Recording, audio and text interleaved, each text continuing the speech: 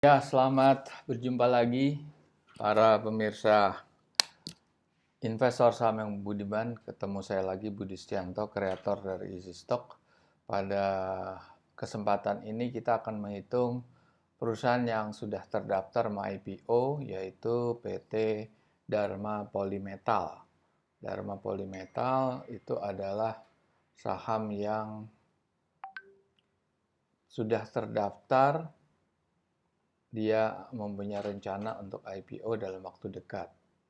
Jadi untuk bisa melihat data-datanya, ya Anda bisa coba akses ke situsnya KSRI. Itu Anda bisa melihat. Nah, ini perusahaan-perusahaan yang IPO. Ada di situ semua. Nah, ini kalau ingin menghitung easy stock, Anda harus download ke Google Play Store. Anda ketik Easy Stock. Oke, lingkaran biru, merah dan hijau, klik. Anda klik di situ, terus Anda download. Sebelum itu juga Anda bisa lihat tutorial, ada video tutorial, ada tutorial secara description, ya, narasi. Ya, di sini kalau Anda download, Anda open, akan seperti ini. Dan ini adalah Easy Stock yang bisa diakses secara free of charge. Jadi ada 4 bendera, tapi sayangnya baru Indonesia aja yang kita bisa akses. Ada 752 saham di situ, dan nanti kita akan peragakan. Saat ini kita akan melanjutkan pembicaraan atau pembahasan tentang PT Dharma Polymetal, DRMA Group. Oke. Kode emiten DRMA, bergerak di bidang otomotif, bidang usaha manufaktur komponen kendaraan bermotor, spare part. Harga yang ditawarkan adalah 500 sampai 620, total saham yang beredar sekitar 4 miliar. Oke, sekarang kita coba langsung hitung aja. Atau enggak, kita melihat dulu ini. Easy Stock ini kan aplikasi yang digunakan atau yang berguna untuk menghitung nilai wajar, true value daripada saham-saham yang akan IPO. Bisa juga perusahaan-perusahaan yang belum terdaftar untuk IPO, tapi perusahaan yang masih murni private, Anda bisa hitung juga. Jadi yang ada di aplikasi ini adalah formulasi yang sudah secara otomatis itu bisa menghitung dengan memasukkan berapa komponen-komponen parameter key financial. Nah, itu dasarnya apa rumus ini? Rumus ini adalah rumus yang mengambil formulasi dari Benjamin Graham, pengarang buku Security Analysis. Beliau adalah gurunya Warren Buffett, dan Warren Buffett itu secara terbuka menyatakan bahwa dia mengikuti 85% Benjamin Graham dan 15% Philip Fisher. Philip Fisher adalah pengarang buku juga Common Stock and Uncommon Profit, yang menitik beratkan pada analisa kualitatif yang dalam konteks ini Easy Stock tidak bisa menerjemahkan atau mentranslate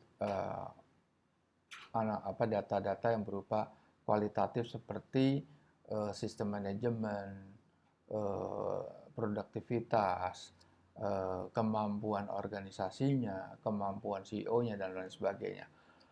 Easy Stock juga sudah memiliki intellectual property right seperti yang ada di gambar itu, dan ini berikut adalah rumus. Rumus atau skema daripada Easy Stock adalah mengikuti bagan yang seperti ada di layar. Sumbernya pasti adalah financial report, quarterly financial report yang harus kita setahunkan. Jadi laporan keuangan untuk perusahaan listed itu ada 4 kali, yaitu periode pertama adalah Q1 berakhir 31 Maret, Q2 yaitu semester 1, Q3 yaitu berakhir 30 September, dan Q4 atau annual report itu sudah 1 tahun periode Januari sampai Desember. Jadi untuk menerapkan formulasi ini semua harus disetahunkan. Dari laporan keuangan kita bisa memperoleh profit and loss, cash flow, balance sheet, dan auditor's note. Ingat, auditor's note baru bisa diperoleh di laporan long form. Laporan short form tidak ada karena ada komponen yang termasuk financial key parameter adalah capital expenditure, depreciation amortization, non-performing loan, non-recurring income, dan expenses. Oke, dari data-data tersebut kita bisa mengekstrak free cash flow dari sisi earning dan dari sisi balance sheet, net working capital, dan surplus deficit balance sheet. Dan kita sinergikan dengan mengekstrapolasikan selama 10 tahun dengan menggunakan government bond yield sebagai diskon faktornya. Government bond yield bisa Anda lihat setiap hari berubah, itu di Bank Indonesia atau CNBC, Bloomberg, CNN, dan lain-lainnya. Dan menerapkan margin of safety-nya Benjamin Graham sehingga keluar dua nilai tertinggi dan nilai terendah. Sekarang kita lihat easy stock. Oke, untuk menggunakan easy stock Anda harus masuk ke True Value IPO, fitur itu, dan fitur itu harus membershipnya ada 75.000 per bulan. Apa fiturnya adalah forecast simulator, best stock selection, dan True Value IPO. Kita lihat video di sini.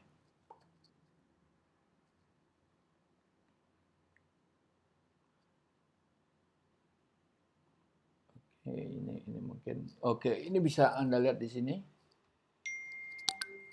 Nah, di layar kecil Anda itu bisa kelihatan. Itu semua bisa Anda akses. Anda mau akses UNTR misalnya di sini ya. Nah.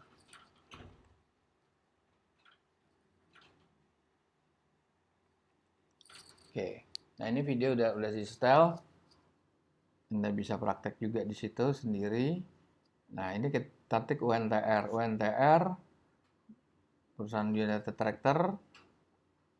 Nah, itu beda, ini kan sudah update ya. Di situ closing price-nya 23.000, intrinsic value-nya terendah 55.000 dan tertinggi 62.000. Kita lihat fasilitas free lainnya seperti video profile, company profile, dan historical chart. Itu fasilitas free sebagai pengguna daripada easy stock. Oke, kita sekarang melihat fitur untuk premium. Anda tidak puas dengan perhitungan dari easy stock. Anda ingin mengaplikasikan pandangan Anda, yaitu Anda bisa menggunakan fitur forecast simulator. Anda tidak setuju pertumbuhan itu 3,4, Anda turunkan menjadi 2%. Capex itu menurut Anda akan berkembang di kemudian hari menjadi 5 triliun bukan 3 triliun, dan Anda akan menambah hutang jangka pendek yang 29 triliun menjadi 59 triliun. Nah, apa yang terjadi? Tentunya akan terjadi perubahan. Yang tadi 55 dan 62 di batas bawah dan batas atas, kita klik warna hijau. Nah, kita ketemu hasilnya adalah 26.000 dan 33.000. Oke, sekarang kita melihat fasilitas lain yaitu best stock selection.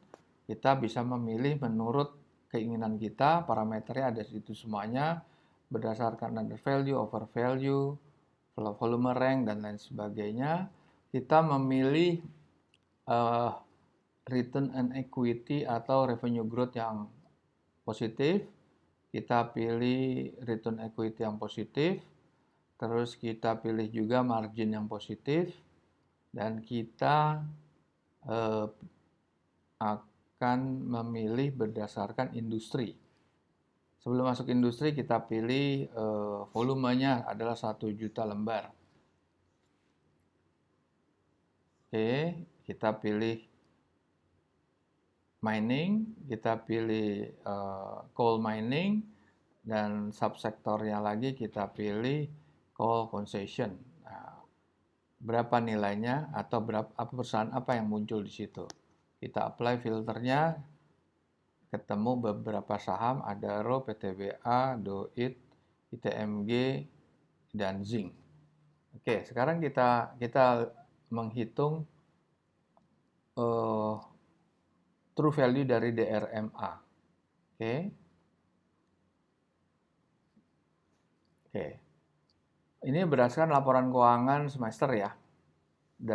DRMA perusahaan otomotif, auto parts. Anda harus isi semua, email Anda juga.